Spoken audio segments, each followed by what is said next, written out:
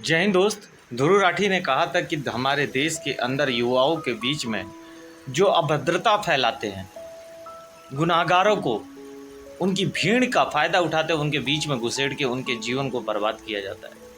आपको याद होगा अग्निवीर जैसी भर्ती के रोक के लिए पूरे बिहार में जो युवा थे सड़कों पे, स्टेशनों पे उतर के कोई सपाट मार के दिखा रहा था, कोई बीम मार के दिखा रहा था, कोई रनिंग करके दिखा रहा था कि हम भारतीय सेना के प्रेमी हैं, हम भारतीय सेना और अपने भारतवर्ष से प्यार करते हैं, इसलिए हम इंडियन आर्मी में जाना चाहते हैं। याद करिए वो दिन और आज का दिन याद करिए कि एक ट्रेन हादसा जो कि 2 बोगियाँ जल गईं, उसके बावजूद बिहार के लोगों ने धक्का दे के ट्रेन को दूर किया। वही युवा थे जिनके ऊपर लाठियाँ चलाई गई थी, जिनके ऊपर ये आरोप लगाए गए थे कि इन्होंने ट्रेनों में आग लगाया, इन्होंने स्टेशनों को क्षतिग्रस्त किया।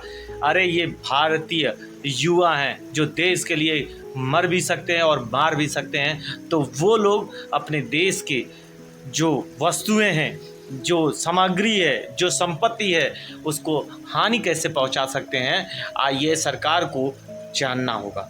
ध्रुव राठी ने सही कहा था कि दंगा प्रसादियों को भीड़ देख के उनके बीच में घुसेड़ा जाता है ताकि अपने मुहिम में सक्सेस हो पाए, अपने मुहिम में सफल हो पाए। आपको याद होगा कुछ दिन पहले इंडियन आर्मी के बहुत सारे अधिकारी भी सामने आए थे और अग्निवीर पर उन्होंने स्पष्ट कहा था कि ये इंडियन आर्मी का फैसला नहीं है। आज अग्निवीर के कारण हमारे देश को कितना नुकसान हुआ है, हमारे देश के युवाओं को कितना नुकसान हुआ है, वो आप देखे होंगे। और आज ध्रुव राठी की बातों को हम गौर करते हुए, ध्रुव राठी जो कि एक हमारे ही देश के निवासी हैं और उनके बावजूद भी उनके ऊपर हमेशा से यूट्यूब में सफलता प्राप्त करने के लिए अभद्र टिप्पणी किया जाता है। देखिए, ये भारतवर्ष है, यहाँ पे सबको अपनी बातों को रखने का अधिकार है, समानता का अधिकार है। सभी एक प्रकार से अपनी बातें, अपने विचार को स्पष्ट कर सकते हैं, रख सकते हैं सरकार के सामने। आप नहीं स्पष्ट कर रहे हैं, हो सकता है कि आपको अगला रिवार्ड चाहिए, सारी चीज़ें चाहिए, लेकिन किसी को बिना वजह के देशद्रोही कह देना गुनाह होगा। कई ऐसे यूट्यूबर पत्रकार भी आए जो कि आज सत्ता की मलाई खाने के लिए सत्ता में शामिल हो गए हैं और उन्होंने भी ध्रुव राठी को टारगेट करते हुए कहा था कि वो व्यक्ति, वो युवा जो कह रहे हैं कि रोजगार नहीं है, वो देशद्रोही हैं।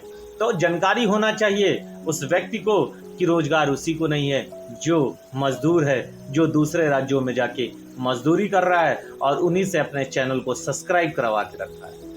ऐसे यूट्यूबरों को तत्काल प्रभाव से छोड़ देना चाहिए।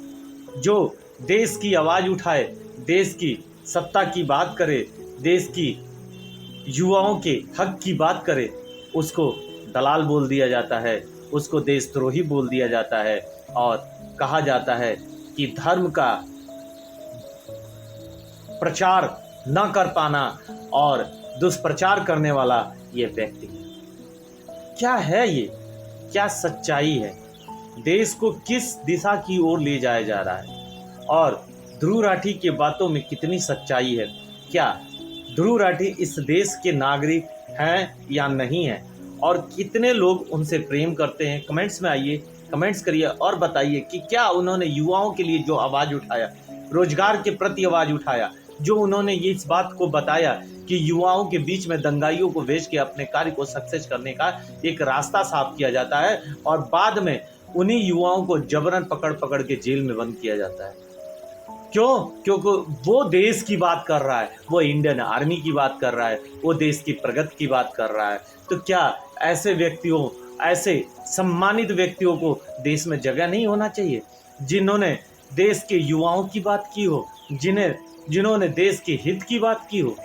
तो आप लोग जरूर बताइए कि सच्चाई क्या है और सच किस दिशा की ओर है। जय हिंद, जय भारत।